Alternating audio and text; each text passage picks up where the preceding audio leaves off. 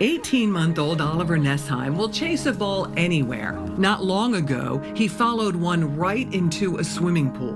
My heart was racing, my stomach sank. Mom Christine was nearby, but it all happened so fast. You think the worst, when you see your kid in a traumatic situation like that. A child can drown in as few as 20 seconds, and it can happen silently. Drowning is the leading cause of death in children under 4. When Oliver fell in the pool, he immediately went into survival mode, lessons he learned before he could walk. He just floated, went to his back, floated, and self-rescued, and I had time to go in and grab him. He didn't cry. He was totally okay. Christine had enrolled Oliver in survival swim lessons as soon as he could sit up. The self-rescue program is called ISR, Infant Swimming Resource. Unlike traditional lessons, kids from 6 months to 6 years learn how to save themselves should they fall in the water. Olivia Chouinard is New Hampshire's first and only ISR instructor. They can learn this at 6 months because of the sensory motor learning, because we allow them to engage in their environment, and because we help to reinforce them. And if they can, sit up unassisted, then they have the adequate muscle strength to roll to their backs and float.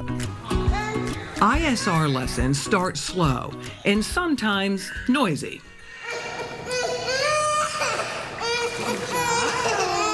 One-year-old Lucy is navigating just her second day in the pool.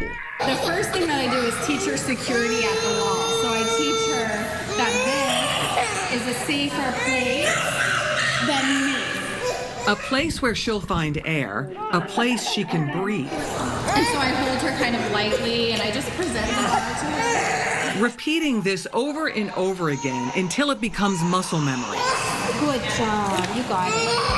19-month-old Kennedy has grown comfortable in the pool, nearing the end of the 6 to 8 week program. With pigtails sticking just above the surface, she swims confidently toward the edge. The main goal for babies is to teach them to float. We start by just laying them on their backs, allowing them to feel buoyancy, and allowing them to realize I can breathe right here on my back. Gabriel's a little fussy on this day, but the 10-month-old impresses his mom, Nikki Connell. Flipping in the water and then being able to right himself up to find the air. I mean, in just 5 weeks, next week is week 6, is mind-boggling. Older kids, like Gavin, who is 3, learn to swim underwater to the edge or the stairs, taking float breaks when needed. When you have your breath, you can go get the ball. Good job. Nice, Gavin. Lessons are kept short, just 10 minutes, because research found any longer, kids lose focus. Classes run 5 days a week and are always one-on-one. When children fall in the water, they're most often fully dressed. Wet clothing can restrict mobility and add several pounds of weight. ISR lessons replicate real-life situations. Oliver learns to roll to his back and float wearing his snowsuit.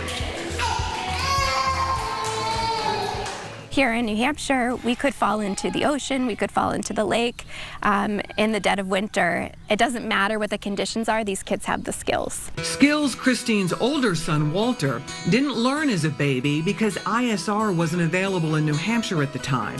When he fell into a pool earlier this year at 3 years old, he struggled. He was vertical in the water, looking up, and just sheer panic, not doing anything. Like, he wasn't trying to get above the water, he just didn't know what to do. It's vertical, and it's actually called the drowning position.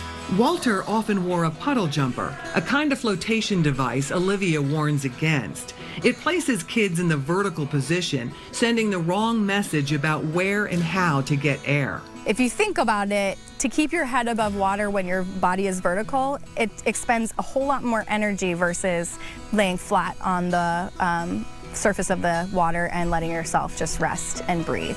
Walter has now passed ISR with flying colors.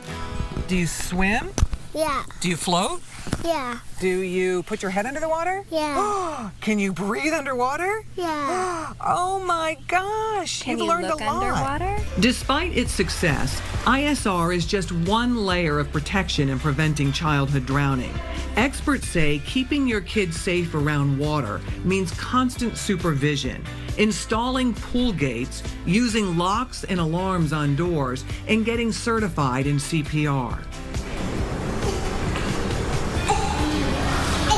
If these layers fail, ISR gives kids like little Oliver a fighting chance, and the sooner, the safer.